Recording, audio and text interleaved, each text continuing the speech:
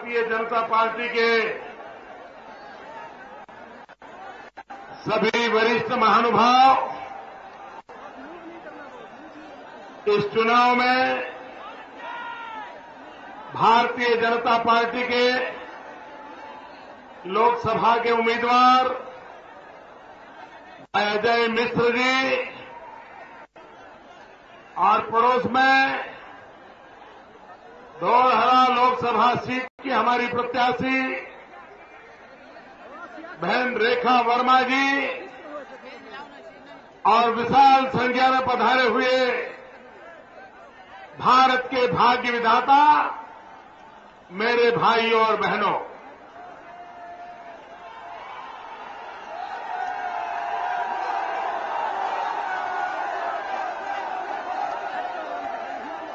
मुझे आपके बीच आने में बहुत विलंब हुआ। आपको काफी इंतजार करना पड़ा। इसके लिए मैं आप सबकी क्षमा मांगता हूं।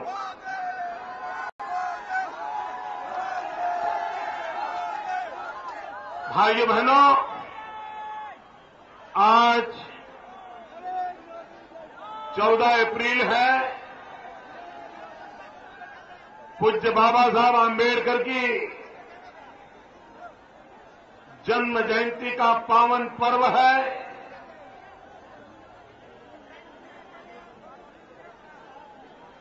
बाबा साहब आम्बेडकर ने हमें भारत का संविधान दिया। एक नागरिक के नाते अनेक अनेक अधिकार दिए, हक दिए। आज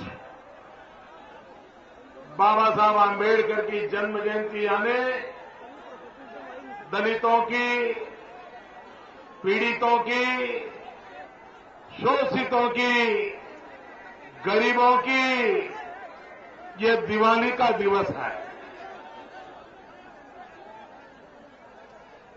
ये आगे कुछ खड़े हो गए, बैठ जाइए, पीछे को क्यों परेशान कर रहे हो?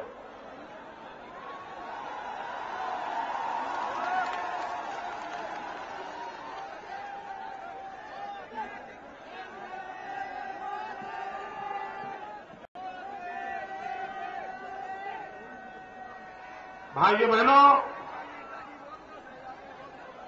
ये देश का दुर्भाग्य है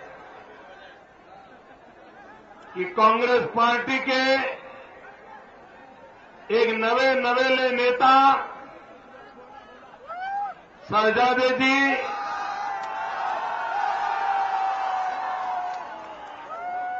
जिनको न इतिहास का ज्ञान है, जिनको न भारत की भव्य परंपराओं का पता है, जिन्हें अपने परिवार के बाहर किसी भी चीज की समझ नहीं है, वे आजकल सुबह शाम बाबा साहब आम्बेडकर का अपमान करते रहते हैं। बाबा साहब आम्बेडकर को अपमानित करने में उनको मजा आता है। वो हर गली मोहल्ले में जाकर के कहते हैं, हमने ये अधिकार दिया, हमने ये कानून दिया, हमने ये एक्ट बनाया। शहजादे जी,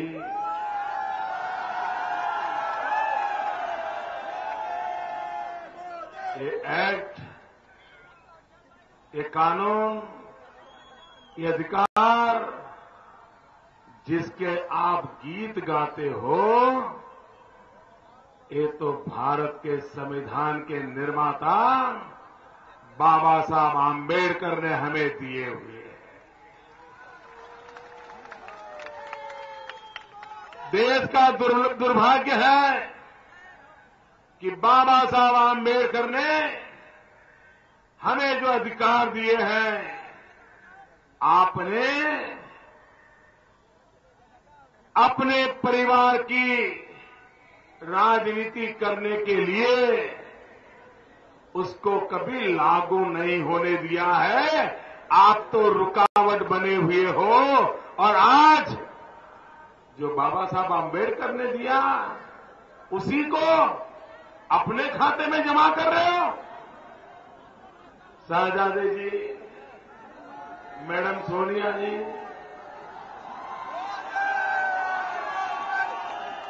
मैं जरा आपसे पूछता हूं, आप मुझे बताइए भैया, बाबा साहब आम्बेडकर ने, भारत के संविधान ने हमें वाणी स्वातंत्रता का अधिकार दिया है कि नहीं दिया है?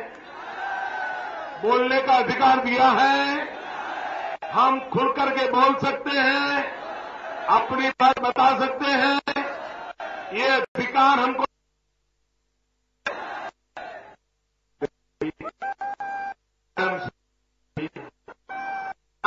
पूछना चाहता हूं, डॉक्टर मनमोहन सिंह जी के बोलने के अधिकार को किसने छीन लिया है? भारत के प्रधानमंत्री के वाणी स्वातंत्र के हक को किसने छीन लिया है? मैडम सोनिया जी, जरा देश जानना चाहता है कि डॉक्टर मनमोहन सिंह जी के मुंह पर ये कहां का ताला लगा हुआ है, जरा बताओ तो।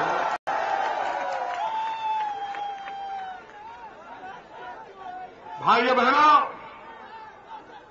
हमारे देश में बाबा साहब आम्बेडकर को सबसे अधिक किसी ने अपमानित किया है, वो कांग्रेस पार्टी ने किया है। मेरे भाइयों बहनों, आपको जानकर के दुख होगा, इस देश में एक ही परिवार के 3 लोगों को भारत रत्न मिला है और तुरंत मिला है। कांग्रेस पार्टी ने कभी भी बाबा साहब आम्बेडकर को भारत रत्न नहीं दिया।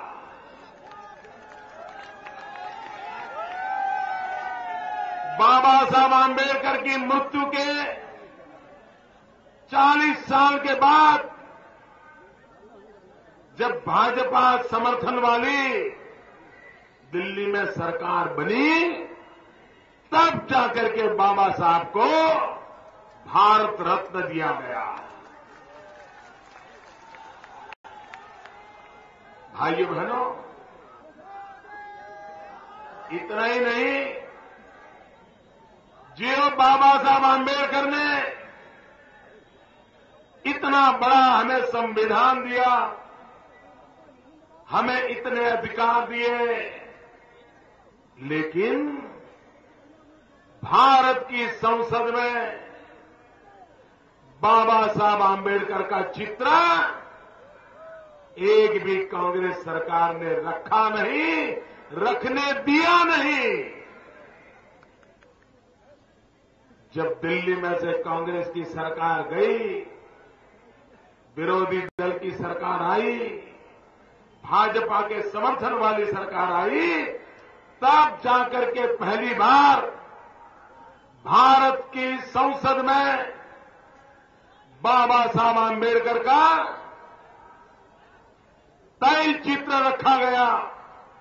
आप कल्पना कर सकते हो भाइयों बहनों, दलितों के देवता के साथ ये कांग्रेस पार्टी ने कैसा जुल्म किया है, कैसा अत्याचार किया है। भाइयों बहनों, इस देश में मेरे जैसे लाखों करोड़ों लोग हैं। अगर बाबा साहब आम्बेडकर न होते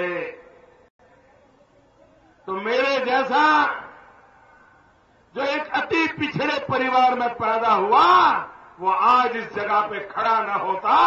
ये बाबा साहब आंबेडकर की कृपा है कि मैं आज आपके सामने खड़ा हूं।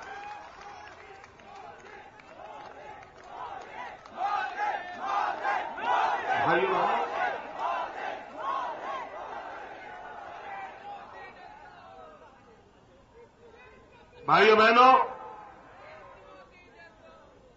पंडित नेहरू को बाबा साहब आंबेडकर के प्रति कितना जहर भरा था, आप कल्पना नहीं कर सकते। बाबा साहब आंबेडकर ने भगवान बुद्ध के ऊपर एक किताब लिखी थी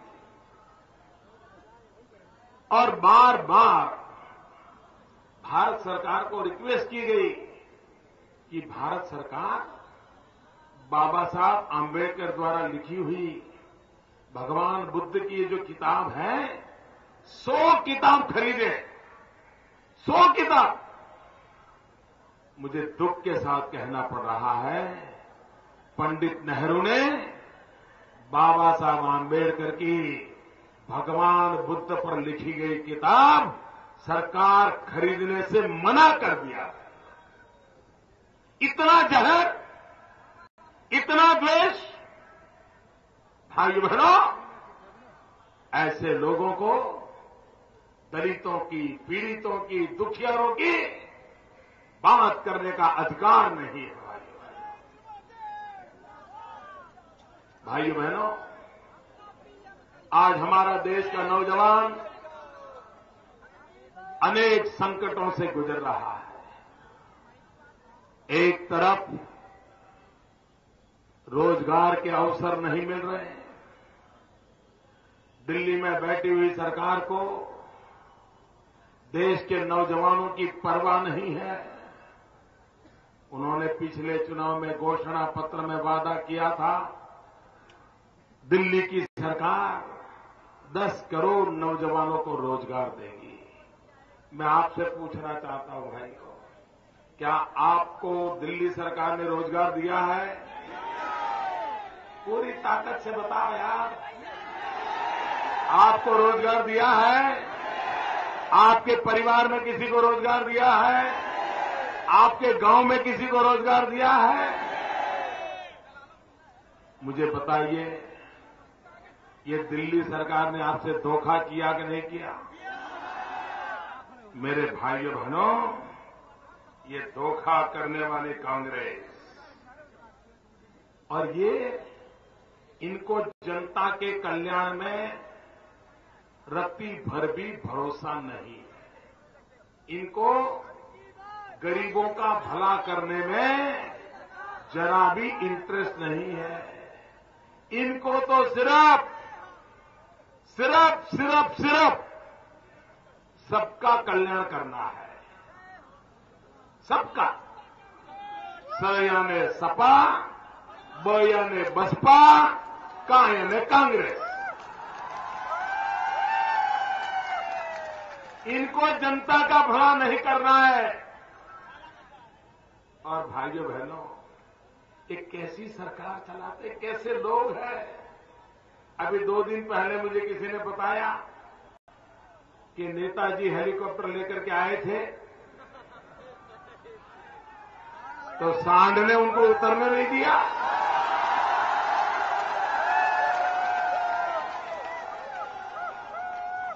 नेताजी, इंसान तो छोड़ो, यहां का सांड भी आपसे नाराज है।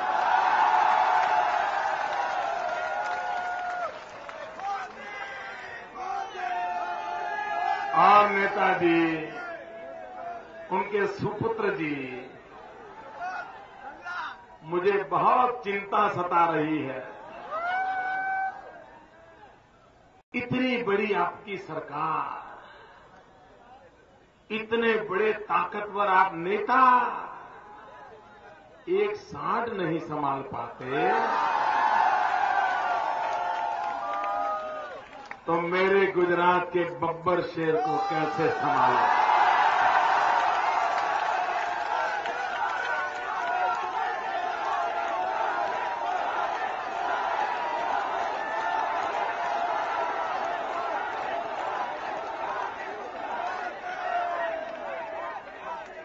भाइयों बहनों, हम नेपाल की सीमा पर हैं और आज देश के सीमावर्ती राज्यों में वहां की जवानी बर्बाद हो जाए, ऐसे हमारे पड़ोसी देशों से षड्यंत्र चलते रहते हैं। पाकिस्तान हो, बांग्लादेश हो, हमारी जवानी को बर्बाद करने पर तुला हुआ है। नकली नोटें,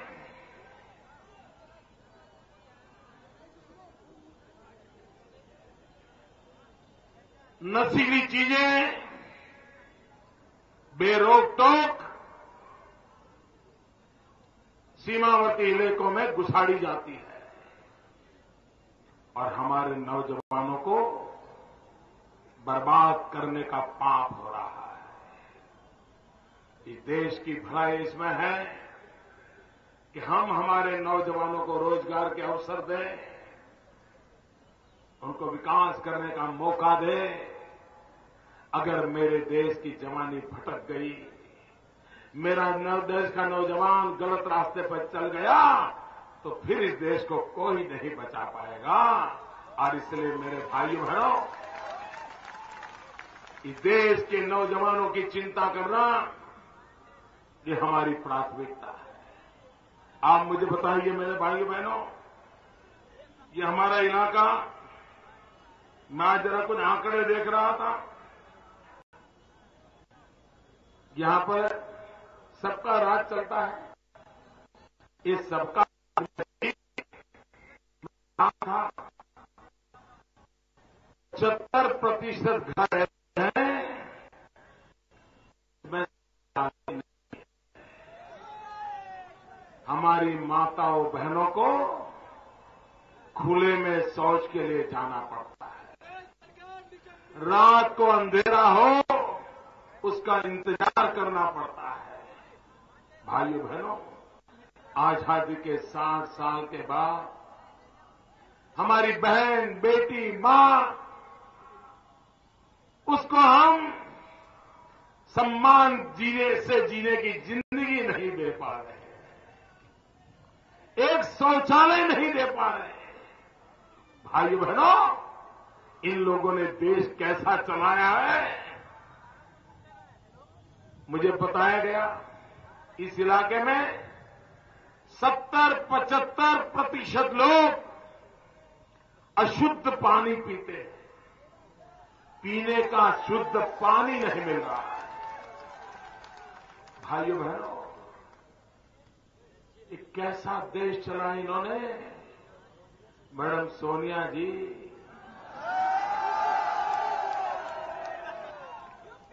आप तो एक मां है, मां। ये बच्चे अशुद्ध पानी पी रहे हैं और आप बिस्लेरी का बोतल पानी पी के जी रही हो। भाइयों बहनों, ये कितने बड़ी पीड़ा की बात है। ये हिंदुस्तान देखिए भाइयों, यहां भरपूर मात्रा में कोयला है। हिंदुस्तान में 20,000 मेगावाट बिजली के बनाने वाले कारखाने ताला लगा पड़ा हुआ है। क्यों? बिजली के कारखाने बंद हैं क्योंकि कोयला नहीं है। कोयला क्यों नहीं? तो देश में कोयले की चोरी हो गई और सुप्रीम कोर्ट में फाइल खो गई। आप मुझे बताइए मेरे भाइयों बहनों, आप अपने घर में कभी भी कोयला ताले में बंद रखते हो क्या? मुझे बताइए, ताले में बंद रखते हो क्या? कोयला तो घर के बाहर पड़ा रहता है ना। कोई गरीब भी गरीब कोयले की चोरी करता है क्या? कोई बड़ा से बड़ा चोर भी कोयले की चोरी करता है क्या? कोई भिखारी भी कोयले की चोरी करता है क्या? भाइयों बहनों, ये दिल्ली में बैठे ऐसे लोग हैं, कोयले की चोरी कर गए, कोयले की चोरी कर गए। और इसके कारण 20,000 मेगावाट बिजली के कारखाने बंद पड़े हैं और आपके इस इलाके में 75% घर ऐसे हैं जिसको बिजली का कनेक्शन नहीं है। 21वीं सदी में भी मेरा देश अंधेरे में जी रहा है। भाइयों, क्या ऐसे लोगों को बार बार चुनना है क्या? भाइयों बहनों, मेरा किसान मारा जा रहा है। यहां पर नदियों में आए दिन बाढ़ आती रहती है।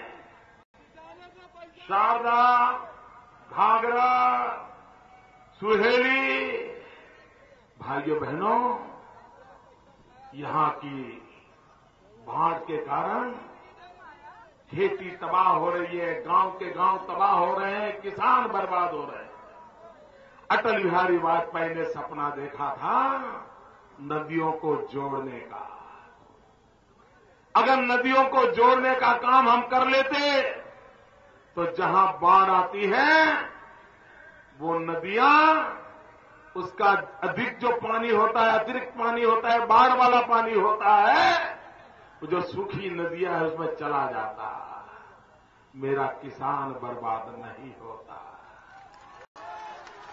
भाइयों बहनों, एक जमाना था इस इलाके को धान का कटोरा कहा जाता था। लेकिन भाइयों बहनों, लाल बहादुर शास्त्री ने कहा था, जय जवान जय किसान। मेरा गन्ने की खेती करने वाले मेरे भाई बताओ, क्या कहीं जय किसान नजर आता है क्या? कहीं किसान के जय की संभावना दिखती है क्या? इन्होंने कभी किसान का जय किया है क्या? अरे गन्ने को किसान को पैसे तक नहीं दे पाते, वो जय जवान जय किसान का नारा कैसे बोल सकते? इनका तो नारा है मर जवान मर किसान। युद्ध में जितने जवान मरे हैं उससे ज्यादा किसानों ने आत्महत्या की है।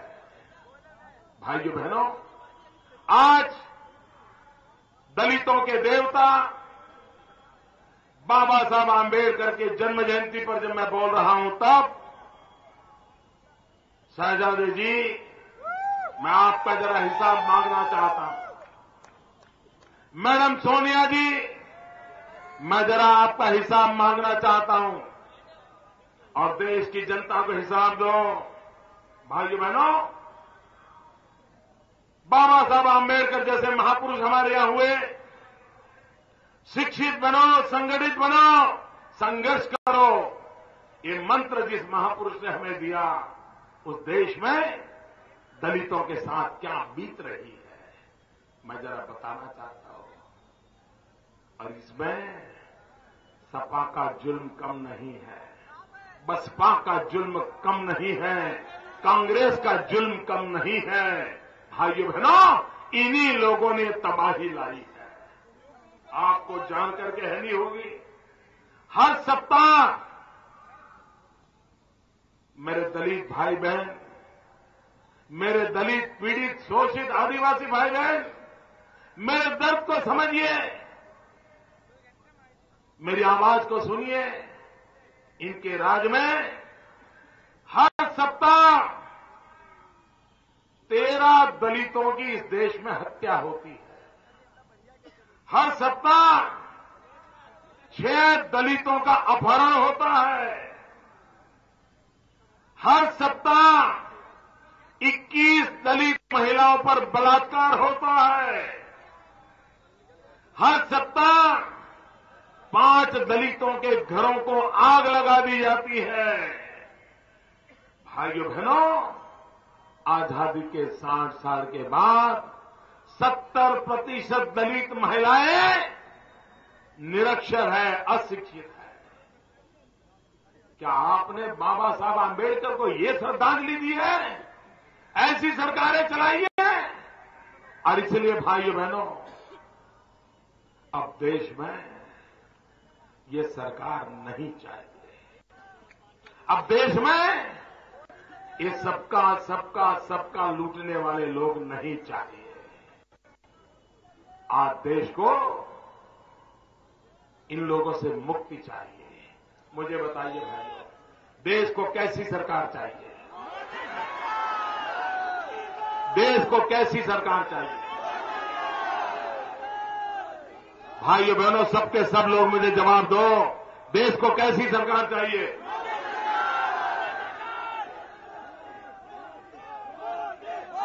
भाइयों बहनों, मेरा सवाल समझिए, मेरा सवाल समझिए।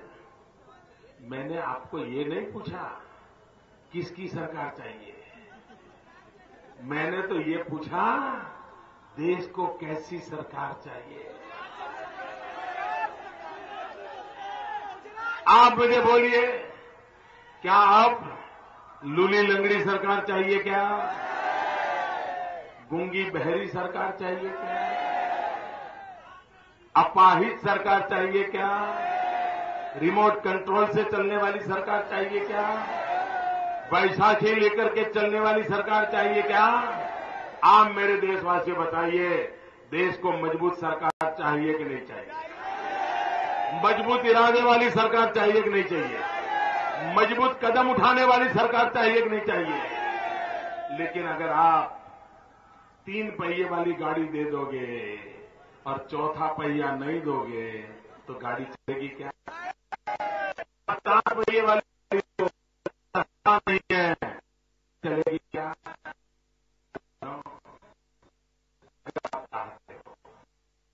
देश को संकटों से बाहर निकालना है, देश को आगे बढ़ाना है, तो ये काम उत्तर प्रदेश ही कर सकता है।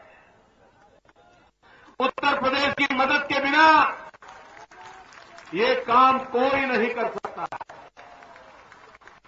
अगर देश में मजबूत सरकार बनानी है,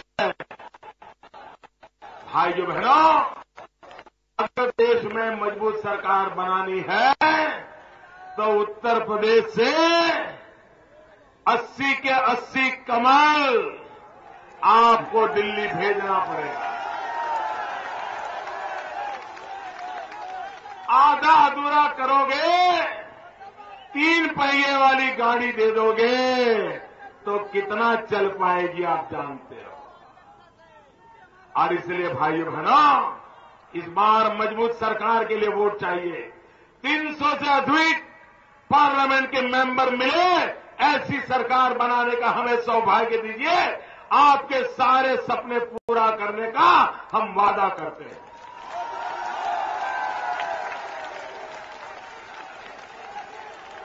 भाइयों बहनों, आपके दिल में कमल है, आपकी जुबां पे कमल है, आपकी होठों पे कमल है, लेकिन 17 तारीख को ये कमल उंगली पर उतरना चाहिए, मशीन पे उंगली दबनी चाहिए, कमल पे बटन दबना चाहिए, तब जाकर के दिल्ली में कमल खिलेगा। भारत माता की, भारत माता की।